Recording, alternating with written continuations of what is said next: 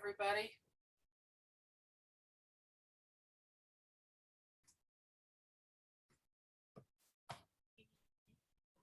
Yeah, I was going to let everyone know that we are kind of hybrid today. And so we've already had challenges in our office as we do this. So it's going to be a little challenging. I hope everyone will bear with us as we try to figure out how to get this done, because Kate is in the sanctuary. I am in my office because I had a cold all the last few days and I didn't want to share it with the visitors we had. And so I have 3 screens and they sometimes crap out. So, and Jude can't do it in the same room. So please bear with me as I try to figure out how to do this and the music as well. So thank you.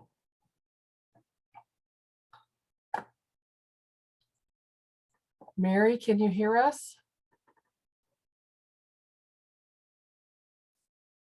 Can we hear anything from the sanctuary at the moment?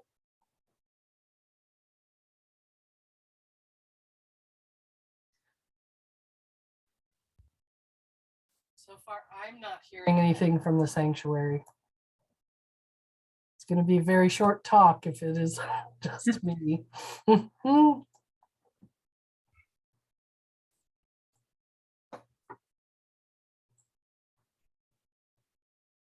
Because she was going to ring the bell.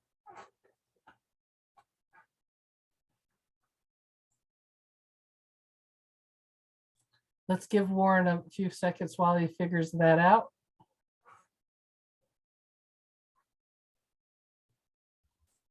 The sanctuary picture shows the outside of the sanctuary side.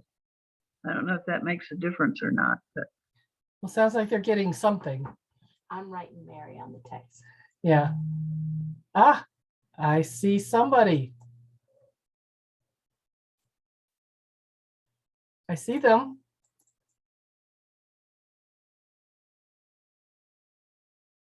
I don't hear them.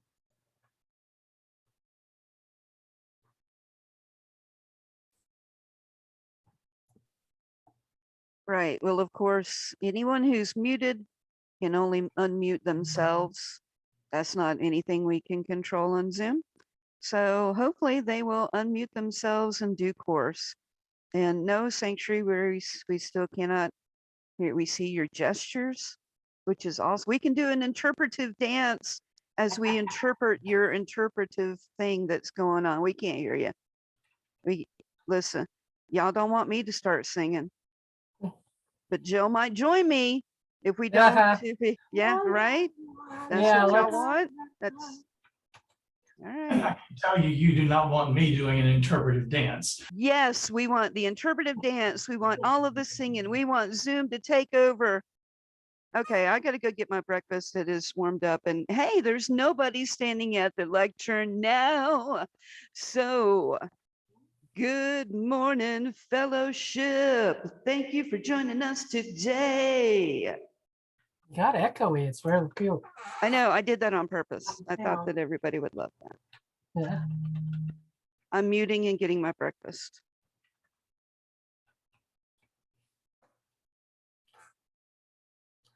Selma, it's good to see you.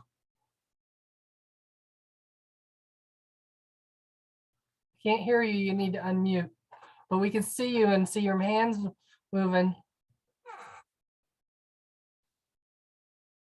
That's good. I have quite a bit to read beforehand, but what is Mary saying? Mary says we can see her but can't hear her. What can I we don't do? know. Am I still muted? Nope, you're not unmuted. Yeah, I'm not feeling too great right now, so I don't know how long I'll stay, but I'll try. What can we do to help? I need to see you guys. Oh, we can't hear you. They're saying they can't hear you. They can't hear us. We can see her, but we can't hear her. Oh no. Wonder if they can Zoom with their phone. That's what I did as a backup before.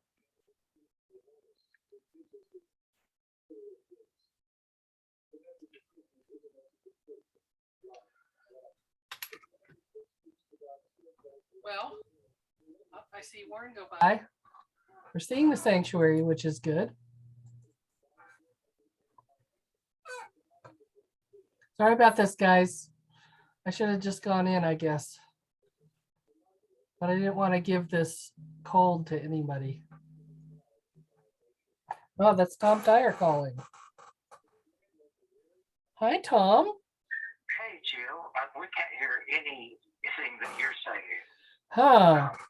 here. And so Warren is working on that. So what would you like for us to do, start or? Well, I can start. I have a bit of stuff to do before. Do you have a smartphone? Can Kate smartphone Zoom to us? Maybe so, but now I'm hearing you here. Really? It's just a little low. Well, that's a good news. I'm not sure we can hear you yet. Can you hear us? Yes, we have a conversation going on. Do you want Kate to start? No, I can start. I just need, we're not at the point where her speak is. So you have some time. I just didn't want to get started before we were sure you were at least, we can hear you because we can't hear her at the moment. Okay. You may be able to hear us, but we can't hear you. Because they're still muted. Yeah, it looks like you're still muted. Well, I think what the problem is that Warren has to turn your volume off to turn this volume on. Ah, okay. Well, I'll get off and I'll get started and then we'll see what we can do. Okay? Bye. So I'm going to say ring. Good morning, everybody on Zoom.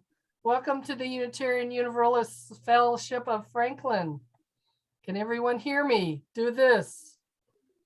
Yay! We are a lay-led congregation of caring minds, caring connections, and progressive minds. My name is Jill Ellern, and I'm here at home trying to give this wonderful service. We have Kate Greyson as well in the sanctuary, and that's where the problem is. We're trying to coordinate both. That's really hard, guys.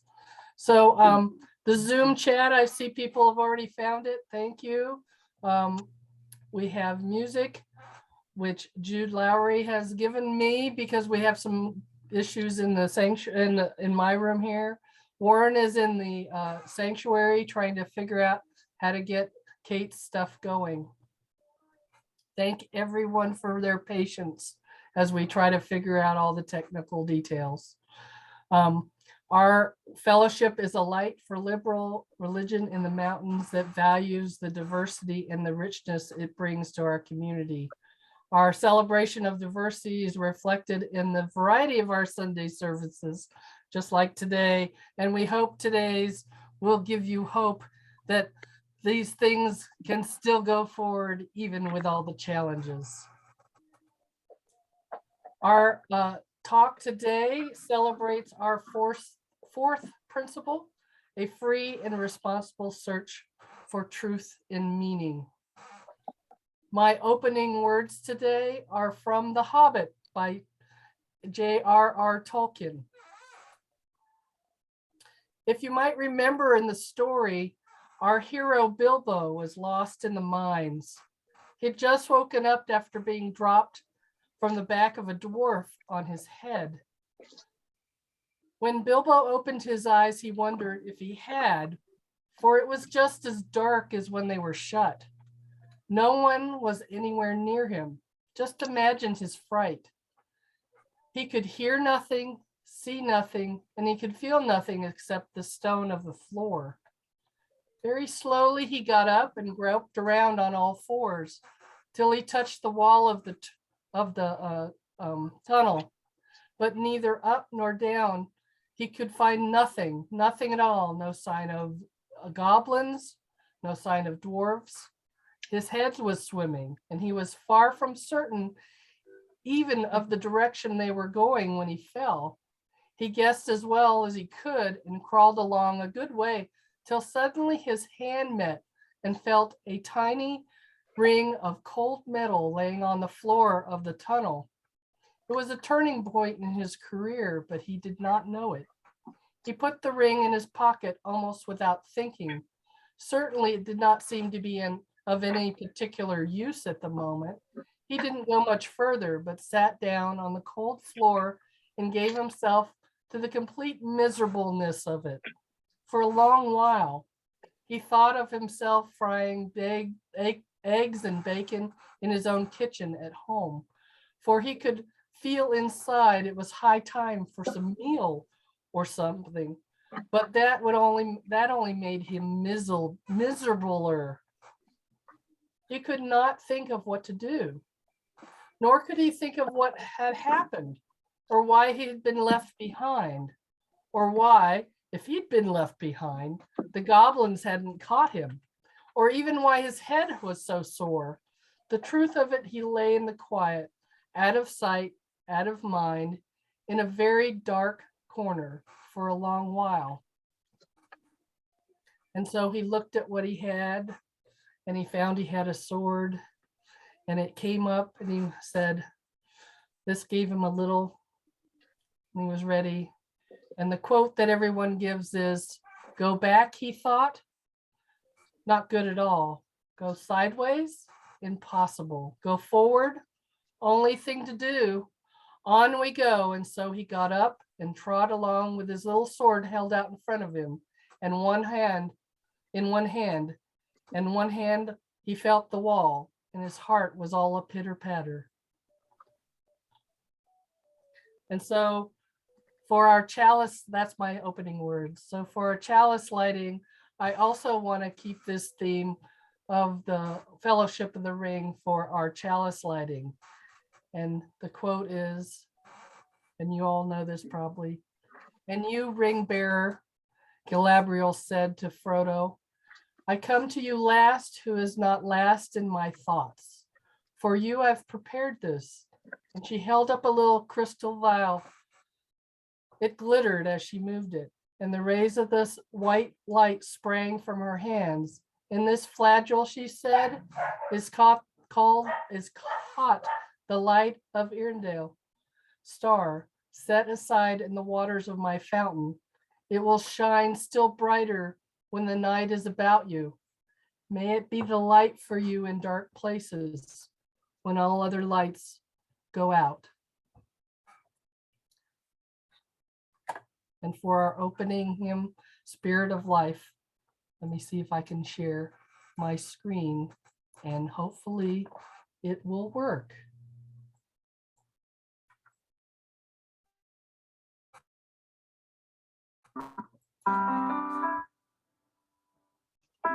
Can you hear it? We can hear it, but we don't see a video. It isn't sharing. Hang on a second here. Let's try this again. Jude usually does this, so she's much better at it. Nope, it's not moving that one. Okay, let's try here. Stop sharing and start over. Last one.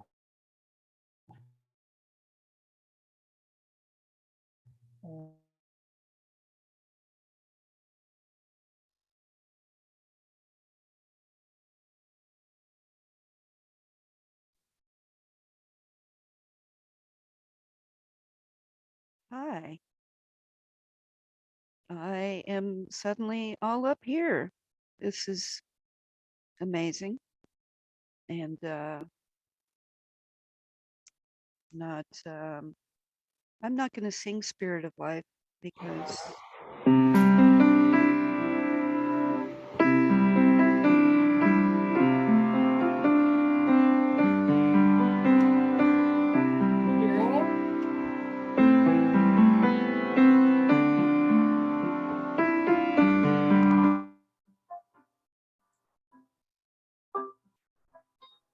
That was playing just fine, Jill. Yep. Oh my goodness.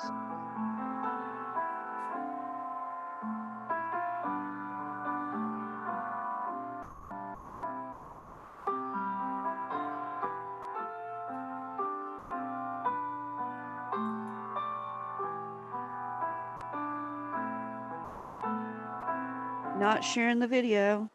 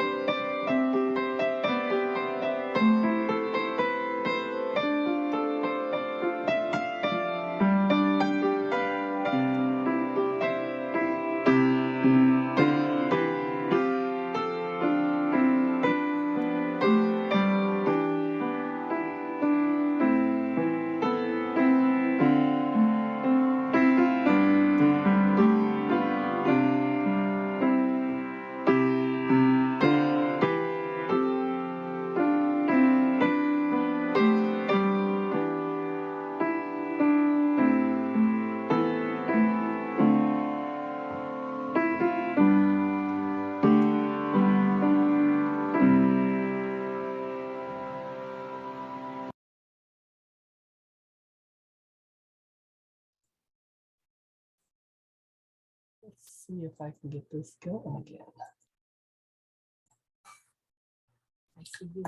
Can you hear me, everyone? So at this time in the service, we take a minute to think about sustaining our fellowship. Let's do that with another quote from Tolkien. If more of us valued food and cheer and song above hoarding gold, it would be a merrier place. Your gifts of hoarded gold are gratefully received.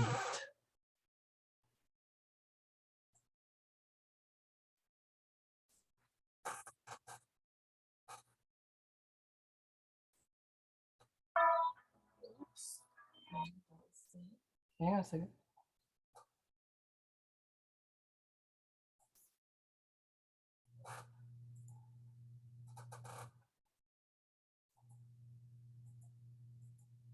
Ah, there it is.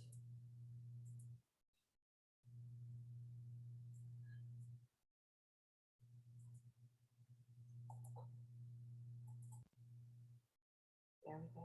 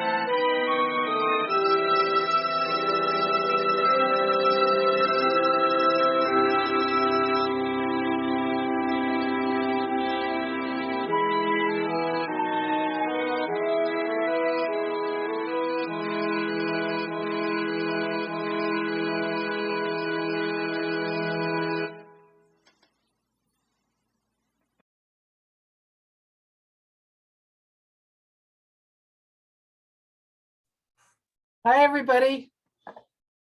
Have we gotten the sanctuary? Can they see if they can talk to us?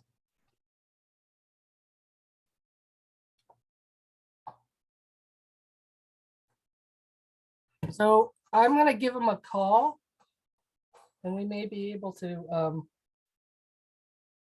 have them at least have a hear-in. You ready to turn it over to Kate? We're just about ready to turn it over to Kate.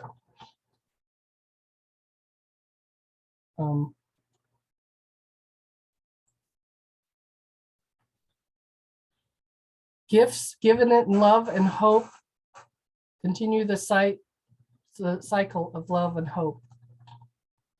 I'm going to try to call her on my phone and see if we can at least hear her.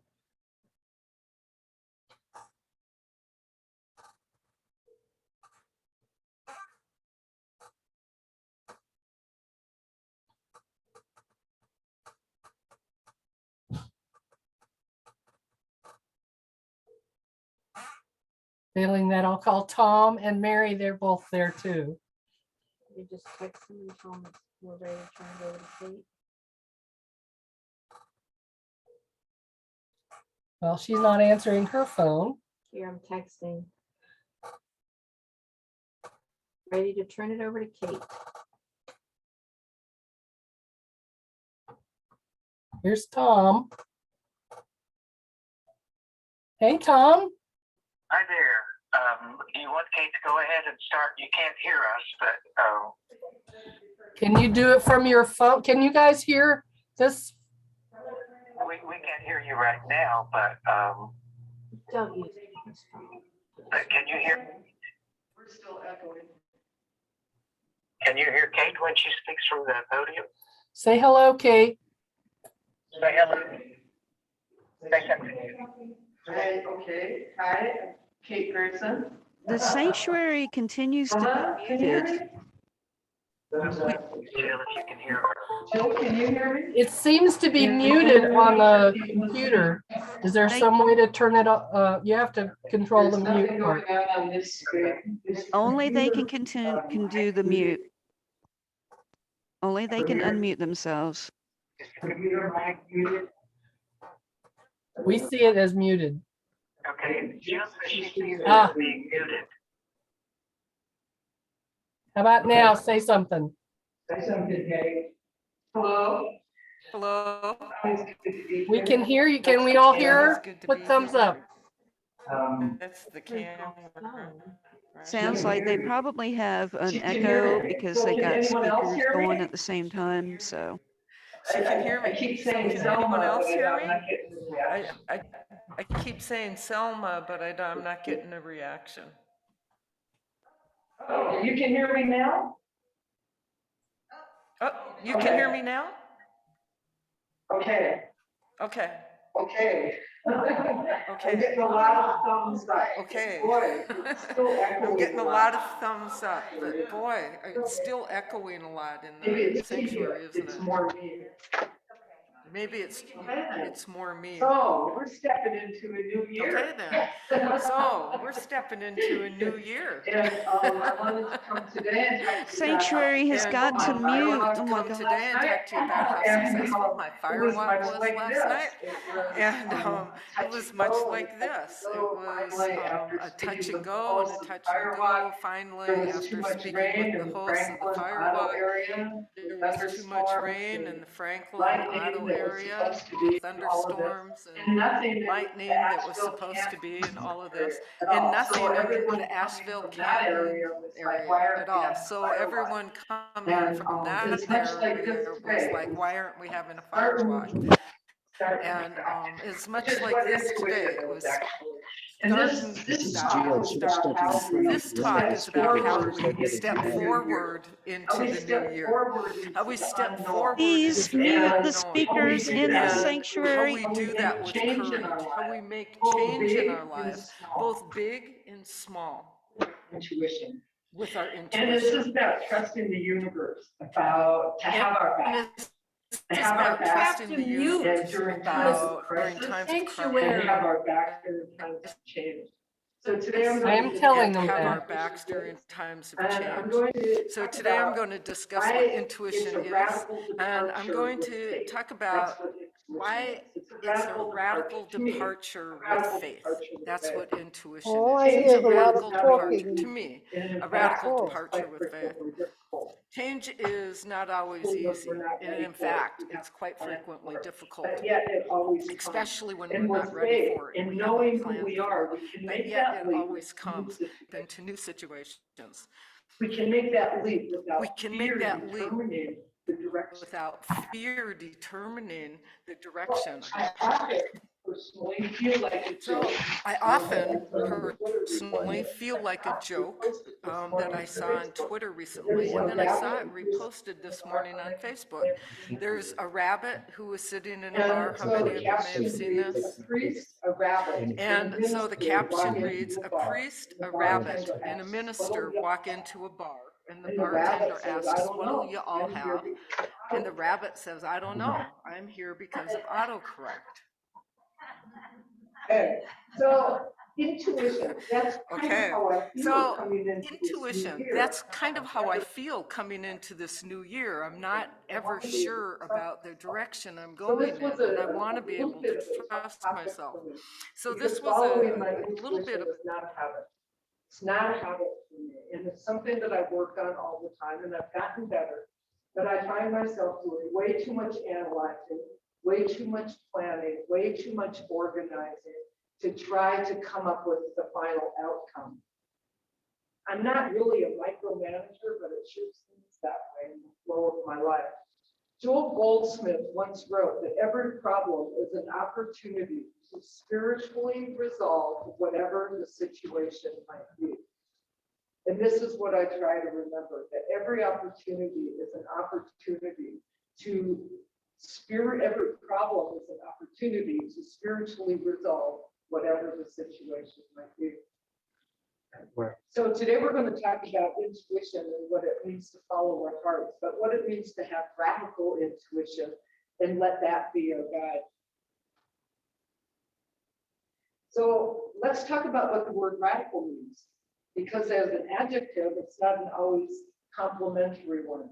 I've been called radical many, many times in my life because of lifestyle choices or because I disagree with the norm of what other people think I should say or do. And with recent events, the term radical has shifted from the left, Democrats and liberals, to the right, to Republicans and more conservative people. And like everything, however, until meaning is attached to the term itself, it really has no meaning. It stays pretty neutral until our feelings become attached to it. So when attached to a political party or position, it's defined as advocating or based on thorough or complete political or social change, representing or supporting an extreme or progressive section of a political party, which could go everywhere, right? Honestly. However, the definition I'm going to be working about today is one less fragmenting. I think it's a little bit more empowering. That change or action relating to or affecting the fundamental nature of something. Radical is actions that are and require consistency of thought. So it's all in how we phrase the terms that we use to define ourselves. And intuition is defined as the ability to know something without analytic reasoning, bridging that gap between the consciousness and the non-consciousness. Another similar definition, but more clear to me, is this: a natural ability or power that makes it possible to know something without proof or evidence, a feeling that guides us to act in a certain way without fully understanding why. So we put these two things together, radical and intuition, and here's the definition that we'll be working with today. Radical intuition is the process of implementing change or acts with an internal natural ability or feeling that guides us to act, say, or do something without knowing what. We don't have to understand it in order to perform it. That's the point. And that's the point of radical intuition. Kim Chesney, the author of a book called Radical Intuition, offers a 4-step exercise to assist with tapping into our consciousness on this. And honestly, I've not read the book. I came across this during research. And what I realized is this, is that we all are doing radical intuition all the time. We take our problem, we see the right and the left, we see the positive and the negative, and we weigh it out. And that this is what Chesney is telling us to do in this 4-step process. She says, hold the problem in your mind. That's step 1. What are the 2 opposites of it? Well, in new thought, we really don't believe in duality. So that's a problem right there. So, but if we do, and we say, should I go to the desert for a vacation or should I go to the ocean? And we really don't know. Then we can hold an image, which is step 2. We have the problem, ocean or desert. And then step 2 is assigning meaning or symbols to each one. And then we meditate on them. So these are things we already do. We may not know that we have their intuition, but we're already incorporating it into our decision-making process. What's missing is having faith that the decision we make is the decision. And regardless of what that decision is, it doesn't really matter. It doesn't really matter to go to the desert or to the ocean. You might not have as much fun on the ocean. Like to extend it, get a little more dehydrated. That what the path is exactly what you choose to do and how you enact your life as you're doing it. And that's intuition. And we can call that radical. But really, the point is to not overthink it and to not be critical of ourselves, because a friend might say, oh, I wish you'd come to the ocean and spend it with me when I went to the desert. I did that recently to a friend of mine. She went to New Mexico and went straight to Indiana without coming to North Carolina. And I said, I can't believe you didn't stop and come see me. And she said, there was just no way. And I thought, there's a lot of ways, but for her, in her intuition, she had to go to Indiana to see family, right? Regardless of what my position on that was. Whenever you have a problem, just close your eyes. Take that moment to meditate and to reflect on it, because the answer is there. You might not want to acknowledge that maybe one way is different than the other, but really one way is not better than the other. Just allow each image to connect with you and let it tell you what it feels. Is one image more inviting than the other? Does one draw you in more or push you away or give you more questions? Does one grow closer or bigger and stronger in your mind's eye? And as you hold your attention on these symbols, does anything else happen? Maybe you should go to Minnesota and go cross-country skiing in the winter instead of trying to escape the cold. Whatever, just does it speak to you metaphorically? If your mind keeps getting in the way, like always with meditation or reflection, just say hello, hello. And continue with the process of what you're trying to achieve. And you will arrive at the answer. You just simply need to open to the information that's already within you. At first, it might seem like you're just making things up. But as you move deeper into knowing who you are, the truth comes up for you. The truth arises, and this feeling of knowingness, knowing exactly what to do, envelops you. And that is the feeling of intuition. In this way, you know the truth by the way it engages you and by the alignment with your best path going forward. It's a confident feeling. It's a knowingness, and it's certainty without real reason or objectivity in that sense. Chesney's book was published in 2020, and I've already said that I didn't read it, but I know that many of us have used radical intuition all the way through our lives. Back in 1982, when I was 25, I decided I was going to leave Minnesota.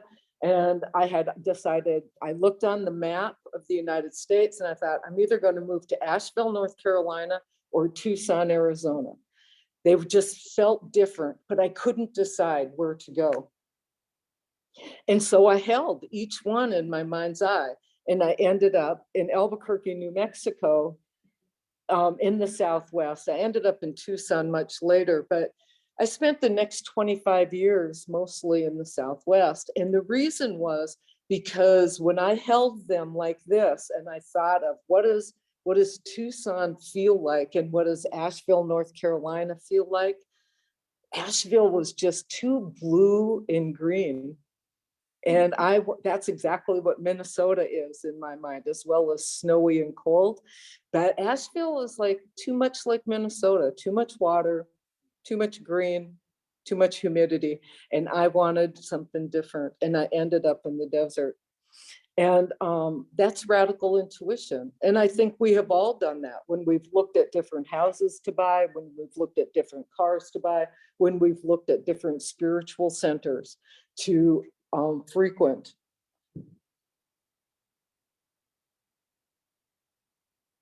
I think most of what we do are acts born of radical intuition. But this brings me to faith. And you all know George Michael's song, "We Gotta Have Faith, Baby." Okay, so anyway, faith is based on our intuition and not the other way around. And the author of Lessons in Truth by H. Emily Cady, she states that faith does not depend on physical facts or on the evidence of the senses because it is born of intuition, the spirit of truth ever living at the center of our being. We all intuitively know that there is one power, one source of life. So in this sense, radical intuition is simply having faith, trusting that the universe or God or your higher power acts in your best interest. And really, radical, as I've said, with other terms, is simply an adjective. It's a descriptive, and it's really not any different. Radical intuition is not any different than intuition in itself, just trusting yourself. Katie also says that intuition and intellect are meant to travel together, but intuition always holds the reins to guide your intellect. Trust your gut, so to speak. And Sri Aurobindo in The Life Divine says, intuition is always an edge or ray or outleap of a superior light. He also stated, intuition has a fourfold power. A power of revelatory truth seeing, a power of inspiration, a power of immediate seizing of significance, and a power of true and automatic discrimination of the truth. And when we combine those four powers together, we have what we hold in our heart.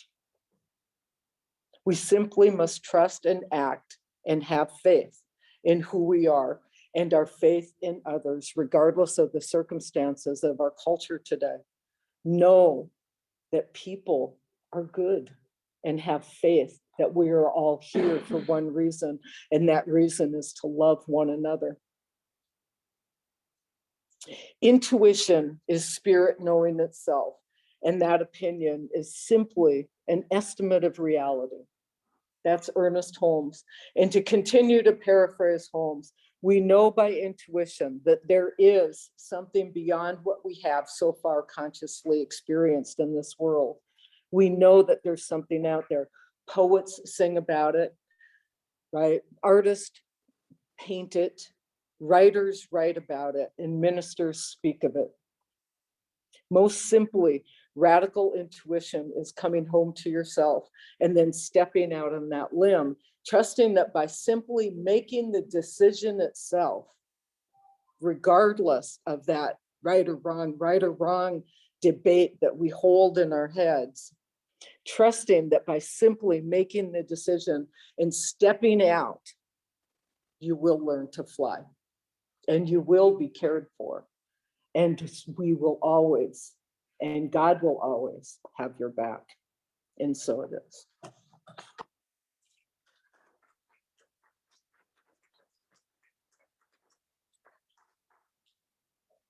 Yeah, do I stay up there for questions? It'll be after. Okay. It will be, then you can go over there and talk to them. Hi there, folks. So I realized that I had not introduced Kate before. Hear it from there. So I thought maybe I would do a little bit of that before I go on to the next thing. So that the recording has it. I'd like to introduce her. She's an ordained science of the mind minister since 2017. Sure. And her doctorate. Let me see if I can't Both choices. What does that mean? mute her. Like, my Um, easiest experience would be to Her doctorate is in instructional technology from the University of New Mexico, and she's a facilitator / owner of Sacred Escapes retreats and tours. They were doing a firewalking, but it got canceled this week. But I think COVID made it canceled. And the next thing I want to do is give us our closing hymn. Let me see if this works. I've got my fingers crossed.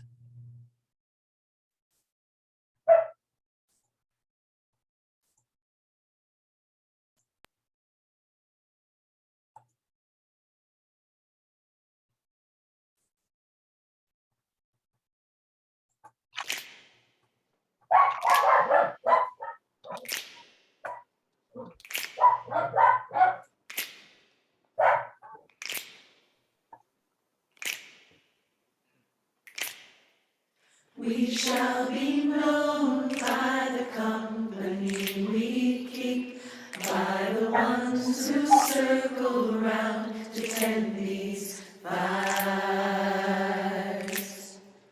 We shall be known by the ones who sow and reap the seeds of change alive from deep within the earth. It is time now.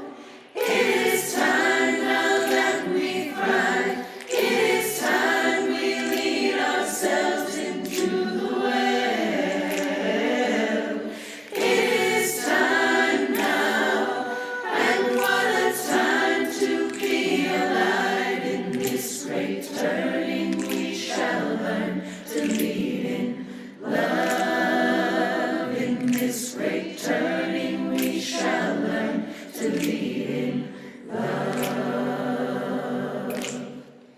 We shall be known by the company we keep, by the ones who circle round to tend these fires. We shall be known by the ones who sow and reap the seeds of change alive from deep within the earth. It is time now. It is time now that we thrive. It is time we lead ourselves into the well.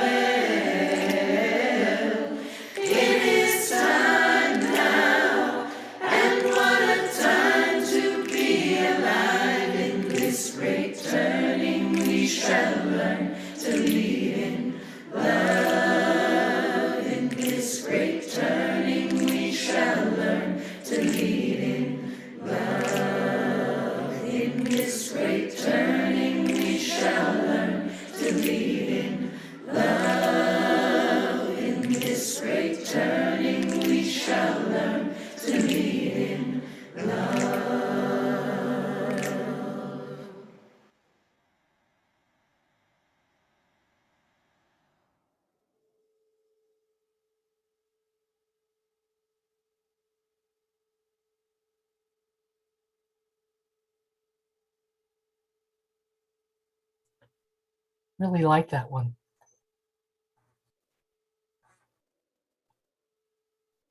My closing words are also from Tolkien, from the book and not the movie. If you remember in the Mines of Moria, when Gandalf is talking to Frodo in his hour of despair, I think, he says, "I wish it need not have happened," said Frodo. "So do I," said Gandalf, "and so do all who live to see such times. But it is not for them to decide. All we have to decide is what we do with the time that is given us. And already, Frodo, our time is beginning to look black. The enemy is fastly becoming very strong. His plans are far from right, I think, but they are ripening. We shall be hard put to it. We shall be very hard put to it, even if this was not such a dreadful choice." And so I'm going to just extinguish the flame of the chalice, which I cannot see, but I know in my heart, until we have a chance to come together again.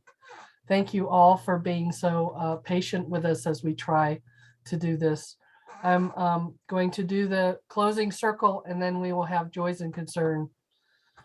But when we are together in the sanctuary, we join hands in our closing circle and say our covenant. For those of us who can, please join with me. Love is the spirit of this congregation. Fellowship and community is the goal.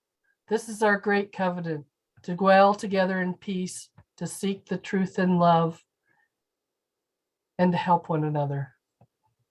So may it be. And so at a time of sharing, let me try this and see how it goes. A pebble cast into a pond causes ripples that spread in all directions.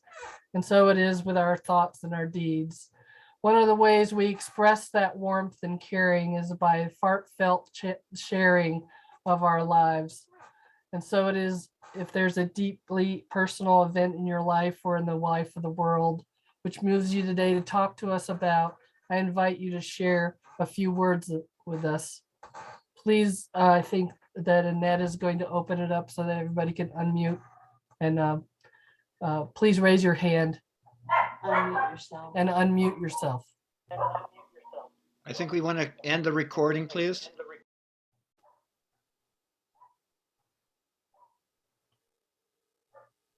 I think Annette left, so she can't end the recording. Oh, can we not end the, let me see, can I In end it? chat, Annette said she couldn't handle it and she was leaving. Let me see.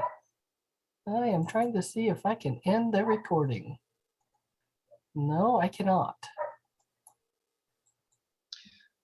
So just be careful with what you say. Yes, please. Hopefully Annette will. Hopefully Annette will come back and unmute us.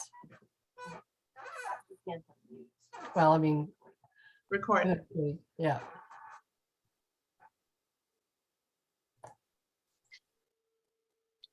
So Selma, tell us how you are. Unmute yourself. We can't hear you.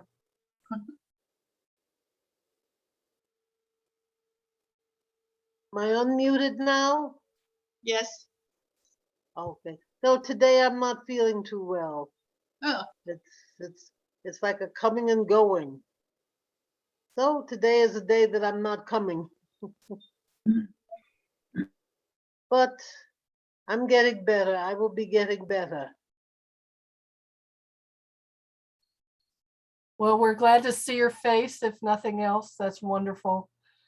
And so I'm going to drop a pebble in my heart for that. Anyone else? Thank you.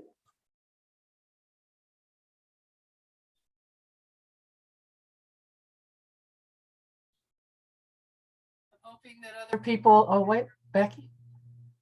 I'd like for us to put special thoughts up and prayers for those who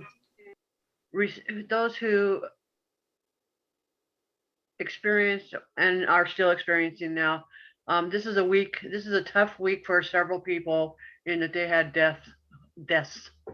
So like Henry Horton and Dan Tesla. And so I just want to put out there that we all hold these people in our hearts this week, the survivors, and give them the strength to go through the week. Anniversaries are so hard. Let us hold those in our hearts and share them and spread the love out. Dawn, did you have something? Well, just a couple of things. First, it's nice to see Travis joining us, who is one of our new members.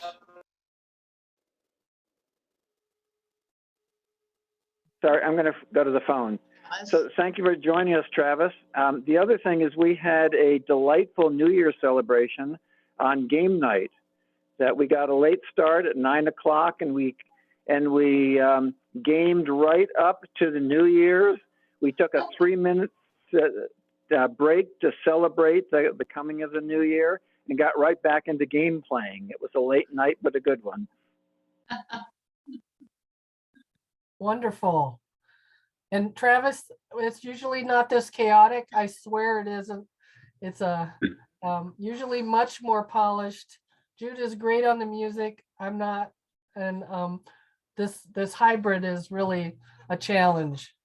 It's been a challenge to everyone. It's been wonderful to